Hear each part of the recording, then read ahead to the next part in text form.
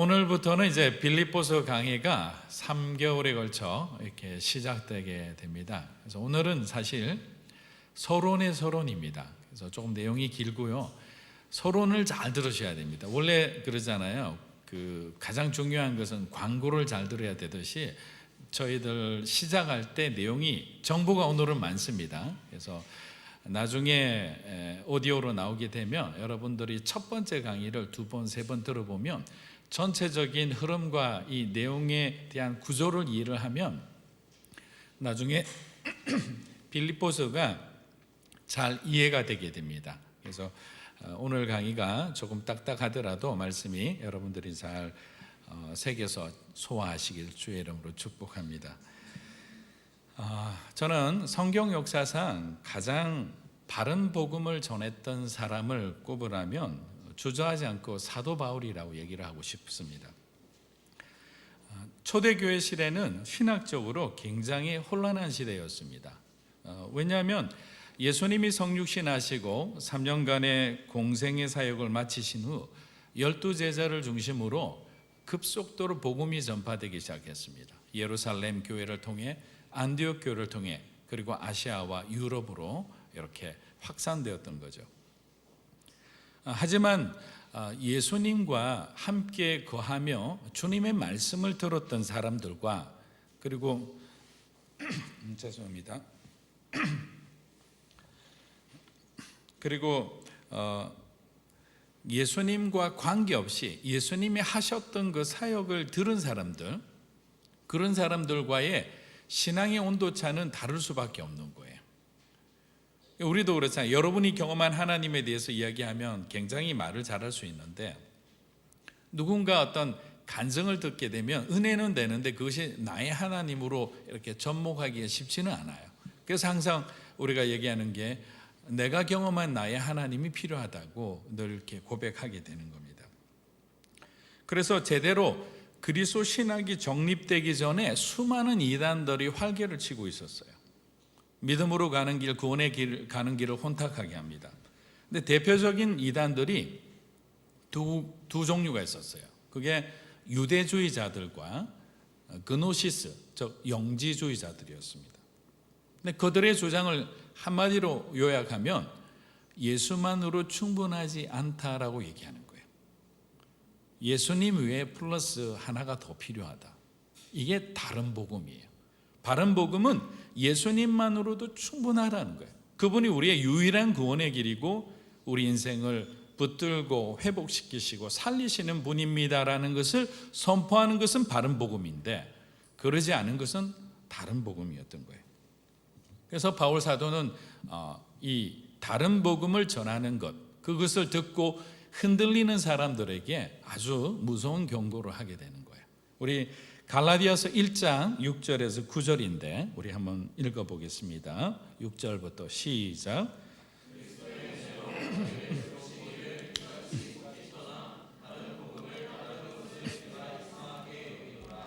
다른 복음은 없나니 다만 어떤 사람들이 너희를 교란하여 그리스도의 복음을 변하게 하려 함이라. 그러나 우리나 혹은 하늘로부터 온 천사라도 너희에게 전한 복음 외에 다른 복음을 전하면 저주를 받을지어다. 우리가 전에 말하였거니와 만일 누구든지 너희가 받은 것 외에 다른 복음을 전하면 저주를 받을지어다. 우리 한 구절 더 보겠습니다. 고린도전서 1장 17절입니다. 시작. 그리스도께서 나를 보내심은 세례를 베풀게 하려 하심이 아니요 오직 복음을 전하게 하려 하심이로되 말의 지혜로 하지 아니함은 그리스도의 십자가가 헛되지 않게 하려 합니다. 사실 바울은 원래부터 복음에 이렇게 헌신한 사람, 철두철미한 사람이 아니었습니다. 그의 히브리식 이름은 사울입니다. 근데 뜻은 여호와께 구했다라는 뜻은 좋은데 그렇게 살지는 못했습니다. 근데 예수님을 만난 후 작은 자라는 뜻을 가진 로마식 이름인 바울로 계명을 하였던 것입니다. 그는 예수와 예수를 따르는 사람을 죽이고 핍박하던 전형적인 대표적인 앤티 크리스찬이었습니다. 사도행전 7장에 나오는 스데반의 죽음과도 굉장히 깊이 관여된 인물이었습니다. 또한 바울은 베냐민 지파 소속으로 날 때부터 이방 땅 다소에서 로마 시민권을 가졌죠. 그리고 당시 최고의 율법사였던 가말리엘의 문화생으로 들어가서 모두가 인정하는 그런 전도 유망한 그런 청년이었습니다.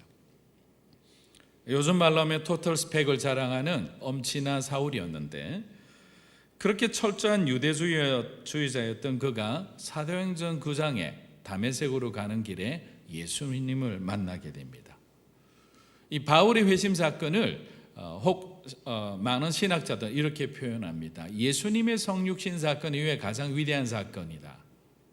왜냐하면 이 세계복음화의 시작은 한 유대 청년의 회심 사건을 통해 시작된 거죠.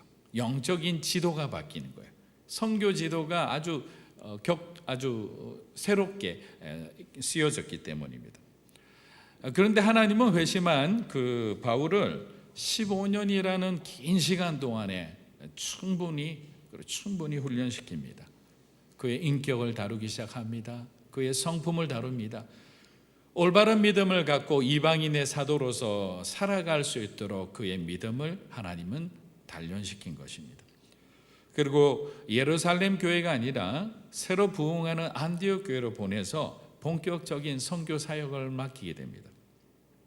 그리고 그에게 좋은 동역자들을 붙여주셔서 사도행전의 비전의 가장 중심에 그 현장에서 움직이는 그런 영광을 누리게 해주셨습니다. 사실 그의 동역자의 이름만으로도 쟁쟁한 귀한 일꾼들이 너무나 많이 등장합니다. 그렇기 때문에 좋은 동역자를 만나는 것은 정말 어마어마한 축복이라 생각합니다. 여러분들도 주변에서 좋은 동역자를 만났다, 그는 감사해야 될 일이에요. 혹시라도 우리 일하다 보면 서운할 수도 있고 마음에 상처를 줄 수도 있지만 그건 아무것도 아니에요. 단점을 보지 마시고 장점을 보기 시작하면 되는 거예요. 사도행전과 누가복음을 기록한 의사 출신의 누가가 그의 아주 신실한 동역자였습니다. 마가복음을 적은 마가 요한이 있습니다. 온유함의 대명사였던 바나바도 그의 동역자였습니다. 로마식 이름으로 실루아노라고 잘 알려진 빌립보 교회 공동 개척자였던 실라도 있었습니다. 그리고 마지막 순교의 현장을 지킨 그의 영적인 아들 디모데도 있었습니다. 그리고 루디아와 에바브로디도 등 빌립보 교회의 신실한 믿음의 동역자들도 바울의 가장 지근거리에서 그를 도왔던 겁니다. 왜냐하면 바울 혼자 이 모든 일을 감당할 수 없음을 하나님은 너무나 잘 아는 거예요. 아무리 저와 여러분이 능력이 뛰어나더라도 우리가 모든 것을 할 수 없는 거예요. 각자 은사가 다르기 때문이에요. 바울에 대한 소개는 계속 나오기 때문에 이 정도로 하고, 오늘 이제 빌립보에 대한 부분을 우리가 공부를 조금 했으면 합니다. 가장 먼저 기초적인 질문 여러분에게 한번 드려보겠습니다. 빌립보서의 원 저자는 누구이죠? 빌립보서 누가 적었나요? 갑자기 이런 질문하면 당황합니다. 당연히 바울이지. 바울이죠. 그런데 약간 제가 뭔가 있는 듯한 확신을 갖고 얘기하면 사람들은 당황해서 어떤 분이 손을 들고 대답을 했습니다. 빌립입니다. 빌립이 아니죠. 바울입니다. 성경은 우리가 총 66권으로 되어 있는데 구약 성경이 몇 권이죠? 39권이죠. 그러면 신약은 27권이 됩니다. 근데 그 27권의 신약 중에서 바울이 적은 서신서가 13권이나 됩니다. 그러니까 전체에 분량적으로는 좀 다르지만 권수로 보면 절반에 가까운 책을 바울 사도가 적었던 겁니다. 그럼 빌립보서는 바울의 전도 사역 중에 언제쯤 기록되었는지 이것도 우리가 아는 것이 굉장히 중요합니다. 왜냐하면 저자와 저작 시기 그리고 서신을 어떤 목적으로 적었는지 이 주제를 아는 것은 성경을 이해하는 데 굉장히 중요한 키가 되기 때문입니다. 그래서 바울 서신서를 연대기적으로 제가 저작순으로 잠시 말씀을 좀 드려보겠습니다. 첫 번째로 저술한 책은 1차 전도 여행 때입니다. 안디옥 교회가 있던 수리아 안디옥이 아닌 조금 떨어진 곳에 비시디아 안디옥이라는 곳이 있습니다. 그 비시디아 안디옥에서 갈라디아서를 첫 번째로 집필을 하게 됩니다. 그리고 2차 전도 여행 가서 고린도라는 곳에서 데살로니가 전서와 후서를 기록합니다. 그리고 3차 전도 여행 기간에 에베소와 마게도니아에서 고린도 전서, 고린도 후서, 로마서를 쓰게 됩니다. 그럼 이걸 보면 참 재미있는 게 전도 여행 차수에 따라서 바울이 적은 집필한 책이 일치하는 걸 보는 거예요. 1차 전도여행 갔다 오고 한 권, 2차 전도여행 가고 두 권, 3차 전도여행 끝나고 세 권을 적었던 거예요. 처음이 뭐라고요? 갈라디아서. 두 번째는 데살로니가 전후서. 세 번째는 고린도 전후서, 로마서. 자, 그 후 3차 전도여행이 끝나고 예루살렘에 왔는데 갑자기 바울이 붙들리게 되는 거예요. 그래서 가이사라라는 곳에서 2년간 묶여 있게 됩니다. 자, 3차 전도여행을 떠나면서 바울이 그 현장에서 벌어진 선교 현장에서 보여지는 그 놀라운 하나님 나라의 그 기적들을 경험했잖아요. 그리고 전도를 했을 때 구원받는 자들의 그 하나님을 향한 그 반응들, 회심하는 그런 놀라운 역사를 경험한 바울의 입장에서 가이사라는 곳에서 2년간 묶여 있는 이 시간은 너무나 고통스러운 거예요. 하나님 지금 당장 나를 사용해서 더 복음을 전하게 하셔야지 왜 이렇게 묶이게 나를 이렇게 메인 가운데 두십니까? 아마 바울 인생에 가장 답답했던 시간들 중에 하나였다고 생각합니다. 그런데 사실 다 정치적인 문제였거든요. 벨리스 총독이라는 사람이 유대 지도자들이 반란을 일으킬까 봐 바울을 그냥 묶어둔 거예요. 그런데 바울에게 지혜가 있어 하나님이 지혜를 주셨습니다. 네가 로마 시민권자가 아니냐. 그래서 새로운 베스트 총독이라는 사람에게 나는 로마 시민권자인데 재판도 받기 전에 나를 구금하느냐? 나를 황제에게 가서 재판받을 수 있는 권리를 내가 있으니 재판을 받게 해달라라고 합니다. 그래서 갑자기 놀란 베스도 총독과 그 사람들이 바울을 로마로 압송해서 황제 앞에 재판을 받을 수 있도록 새로운 복음의 길을 열어주는 거예요. 로마를 그렇게 가고 싶었는데 당당하게 로마 사람들의 그 군인들의 호의를 받으면서 로마까지 가게 된 거예요. 그리고 로마에서 가택연금 상태로 있으면서 4권의 책을 적게 됩니다. 어떻게 보면 로마로 가는 것도 4차 전도여행과 마찬가지잖아요. 1차 때 1권, 2권, 3권, 4권. 이 4권이 옥중서신이라 불리는 책들입니다. 어떤 책들이 있죠? 골로새서, 빌레몬서, 에베소서, 그리고 오늘 저희가 공부하는 빌립보서입니다. 바울이 저와 여러분들이 암기력이 없는 걸 굉장히 배려했던 것 같아요. 순서에 따라 정확하게 이렇게 딱딱딱 적어주는 거예요. 그리고 난 뒤에 바울이 죽기 전에 마지막으로 적었던 책은 여러분이 잘 아는 디모데전서, 디도서, 디모데 후서가 됩니다. 이렇게 총 13권의 책을 적고 바울은 AD 68년경에 목이 잘려 순교하게 됩니다.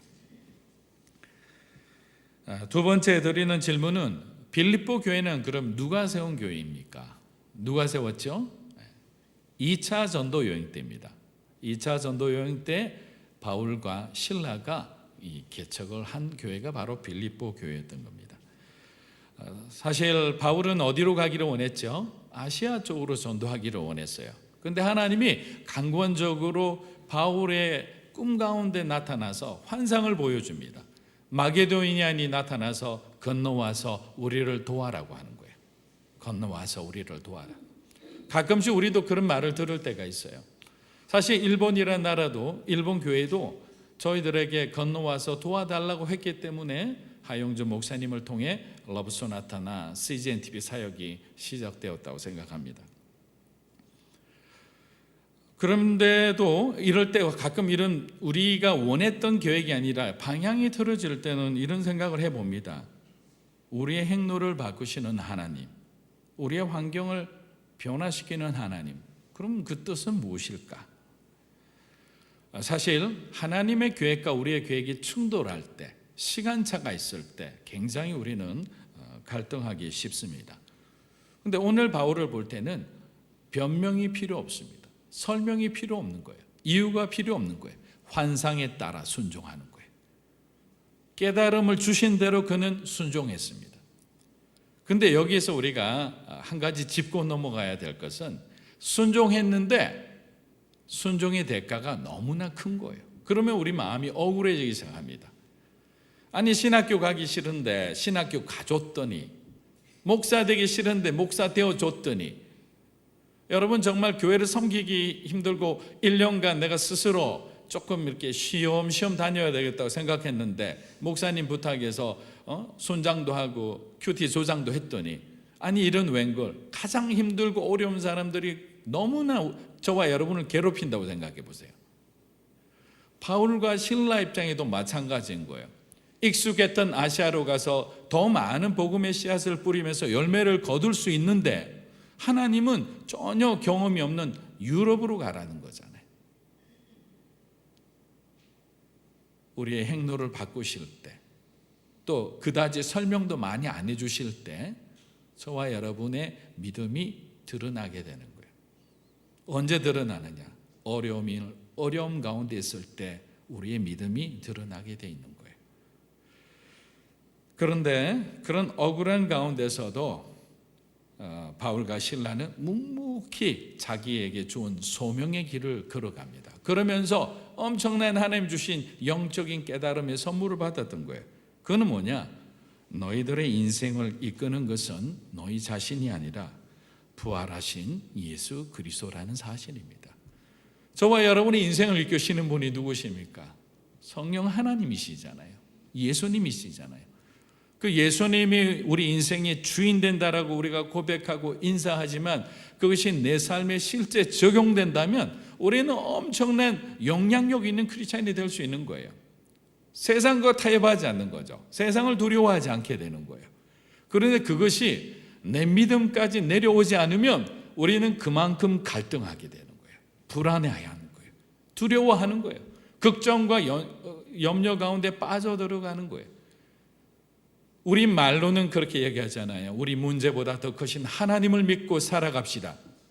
근데 문제에 실제적으로 직면했으면 너무나 흔들거리는 우리 자신의 모습을 바라보게 되는 거예요.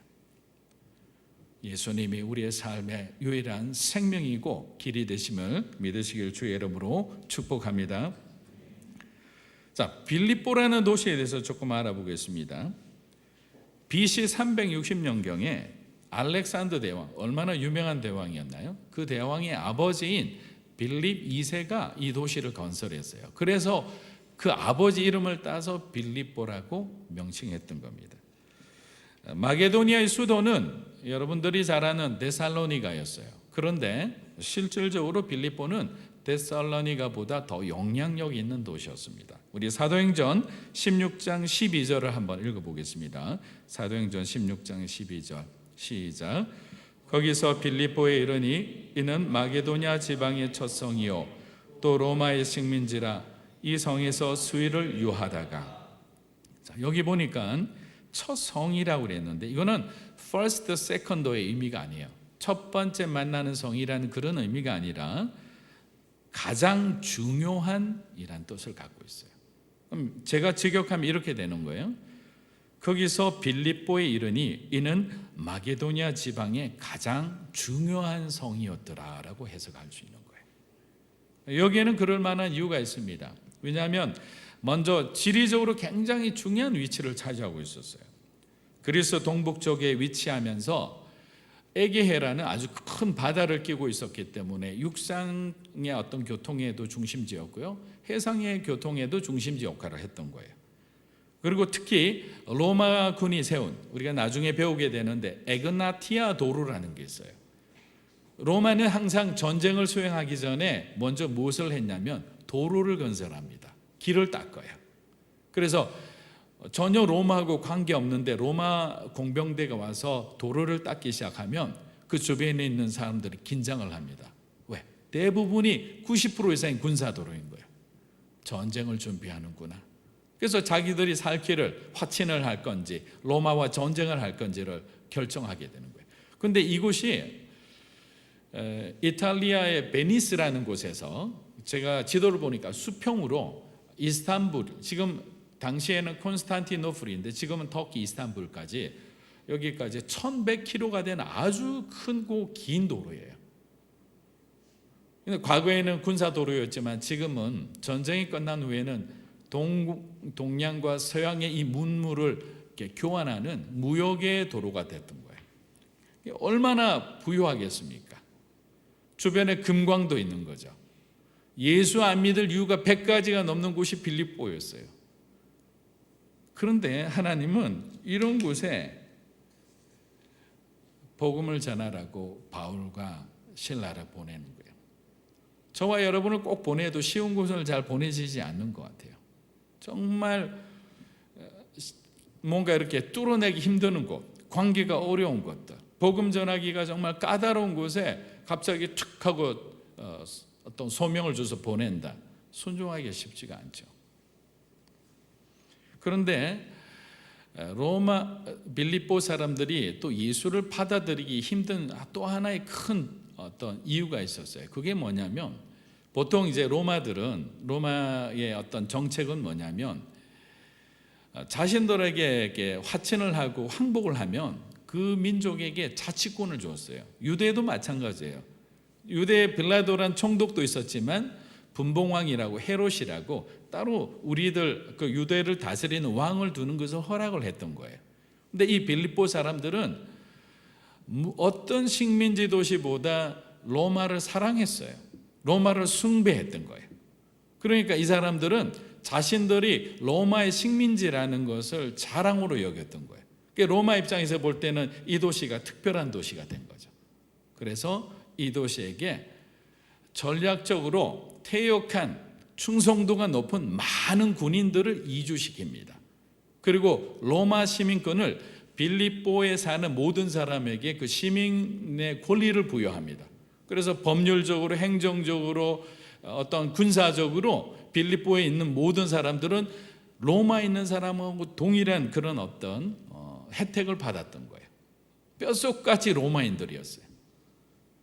주님을 전하기가 얼마나 힘들겠어요. 대충 살고 힘들고 어려워야 그 틈이 있어야지 복음을 전할 건데 또 다른 로마가 하나 빌립보에 있었던 거예요. 우리 사도행전 16장 19절에서 21절을 한번 보겠습니다. 사도행전 16장 시작. 여종의 주인들은 자기 수익의 소망이 끊어진 것을 보고 바울과 실라를 붙잡아 장터로 관리들에게 끌어갔다가 늘 앞에 데리고 가서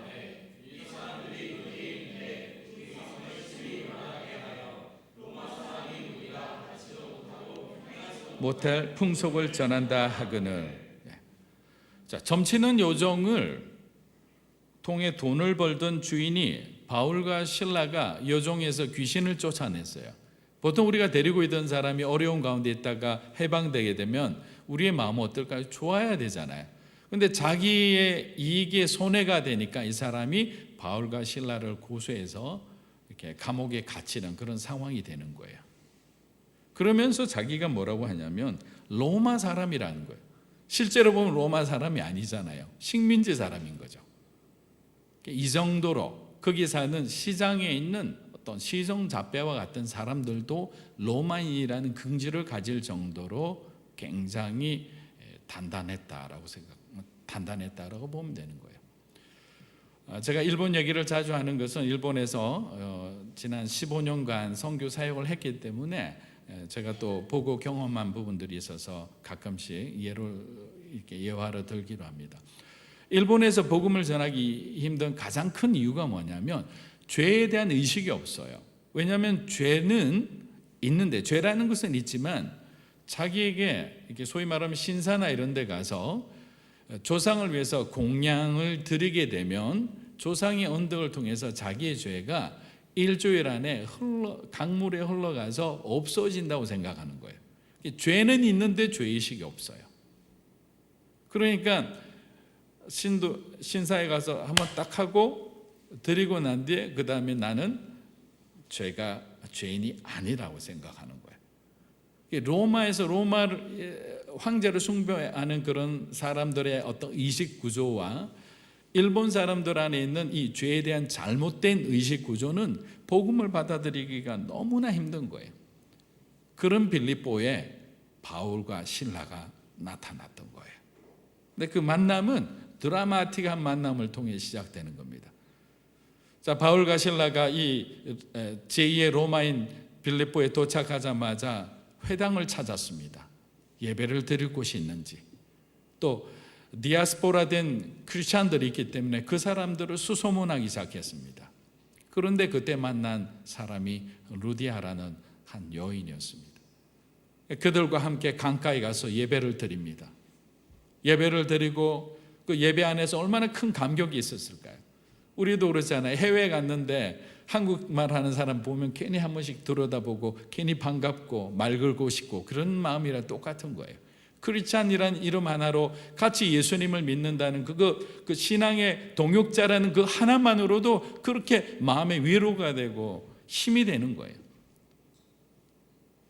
그런데 어렵고 힘든 일이 생겨서 그들이 감옥에 가는 또 전혀 반대의 상황에 처하게 됩니다. 좌절할 수도 있잖아요. 왜 하나님이 이런 곳에 우리를 보내셨는지라는 의문이 들 수도 있잖아요. 근데 그들은 무엇을 했죠?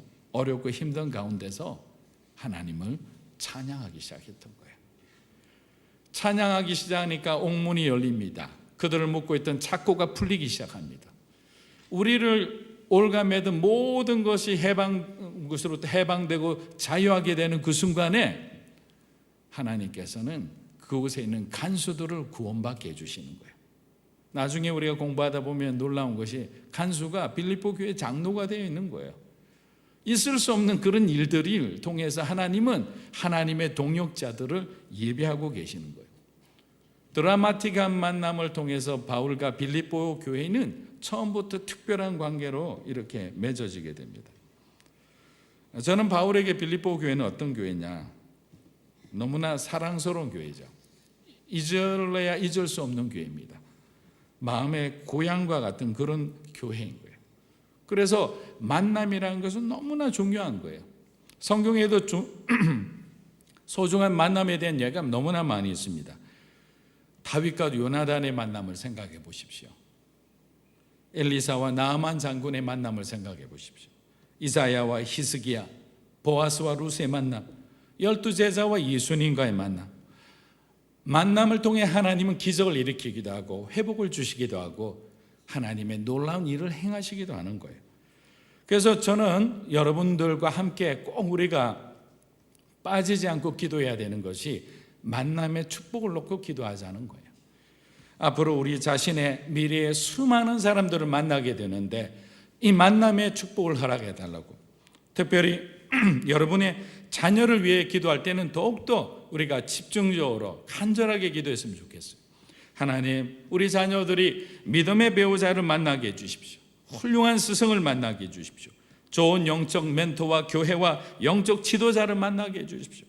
자녀들을 올바르게 이끌어줄 수 있는 그런 상사를 만나게 해주시고 선배를 만나게 해주시고 무엇보다도 영적으로 서로가 힘이 되어주고 위로가 되어주고 격려가 되어주는 그런 소울 프렌드, 스피리추얼 프렌드를 만나게 해달라고 우리는 기도하는 거예요. 여러분이 기도한 만큼 하나님이 들어주시지 않겠습니까? 근데 우리는 너무나 간과하고 있으면서 그냥 두리뭉실하게 기도할 때가 많은 거예요.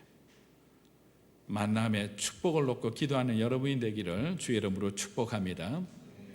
자, 마지막으로 그러면 빌립보서를 그럼 바울이 어떤 목적으로 적었는지에 대해서 우리가 간단하게 오늘 4가지가 있는데 말씀을 드리겠습니다.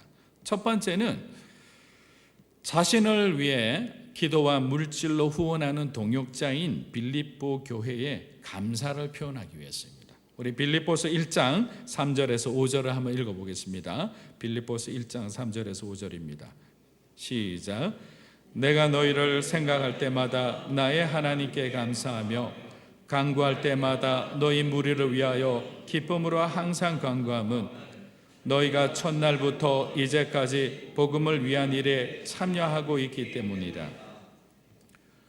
자, 바울은 현장에 나가서 활동하는 선교사로 주님을 일했지만 빌립보 교회 성도들은 보내는 선교사 역할을 충실히 했던 거예요.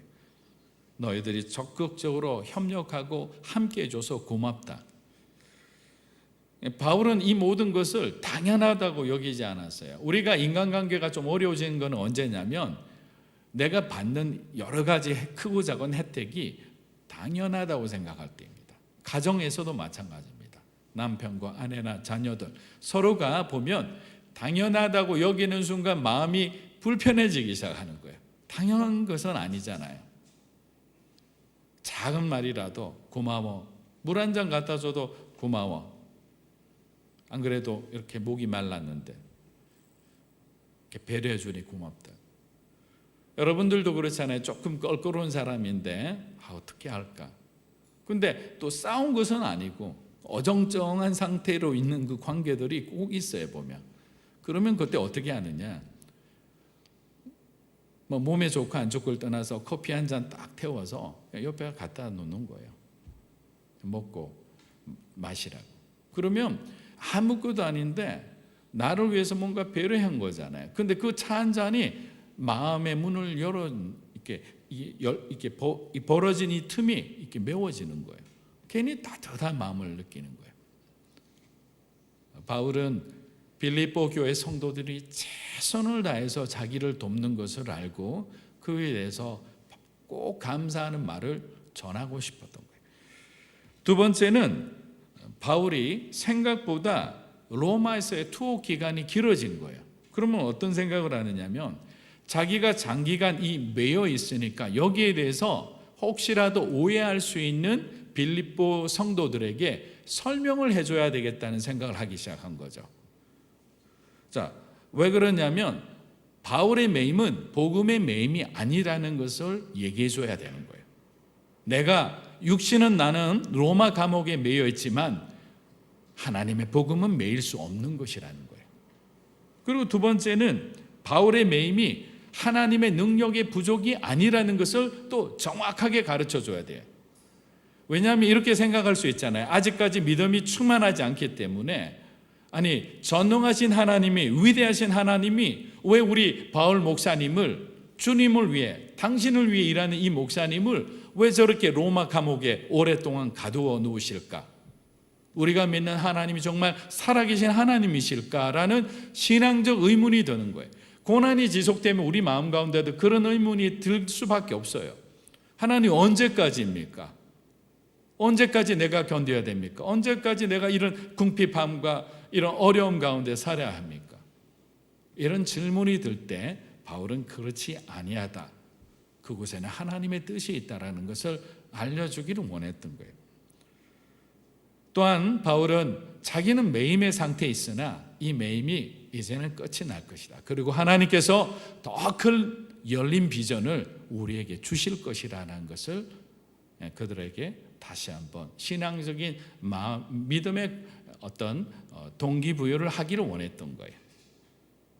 실제 로마 감옥에서 풀려나게 됩니다. 그리고 마지막 5차 전도 여행을 다시 유럽으로 떠납니다.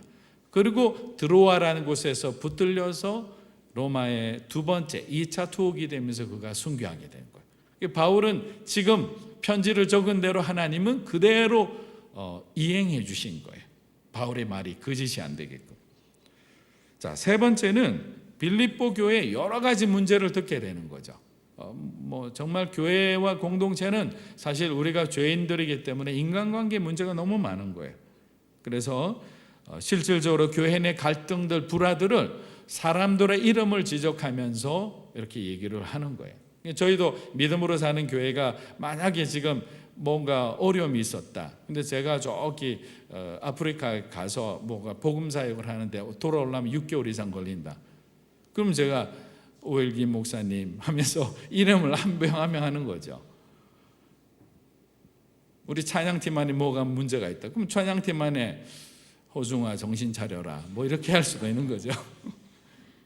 우리는 이게 지금 그런 편지인 거예요. 그러니까 본인들 수신자 입장에서는 너무나 직접적으로 와닿는 그런 사랑 어린 조언이자 권면이었던 거예요. 나중에 보면 바울이 한 사람 한 영혼이 지적하는 듯 보이지만 그들을 얼마나 사랑으로 품고 세워주는 것인지를 우리가 깨닫게 됩니다. 그래서 권면은 이렇게 하는구나, 바울처럼 해야 되겠다는 것을 배우게 되는 거예요.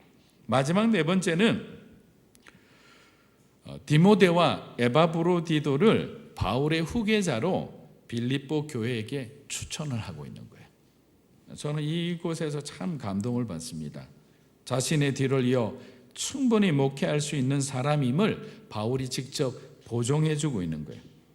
왜냐하면 자신의 소명의 삶이 얼마 남지 않았다는 것을 직감하고 있는 거예요. 하나님 나라를 위해서 자신의 후임을 미리 준비하면서 나를 지워라, 그리고 디모데와 에바브로디도를 너희들의 영적인 새로운 지도자로 받아들여라. 그들이 너희들의 보기에 부족하게 느껴질지라도 그들이 성장하는 시간조차도 너희들이 감당해야 된다, 기다려줘야 된다는 걸 얘기하고 있는 거예요. 얼마나 아름다운 모습입니까? 사랑하는 여러분, 바울과 빌립보 성도들의 관계처럼 우리들도 항상 신실하고 정직하고 충성된 그런 믿음의 삶을 통해 다 함께 하나님 나라를 믿음으로 사는 교회를 만들어 가기를 주님의 이름으로 축복합니다. 자, 우리 함께 기도하며 나아가겠습니다.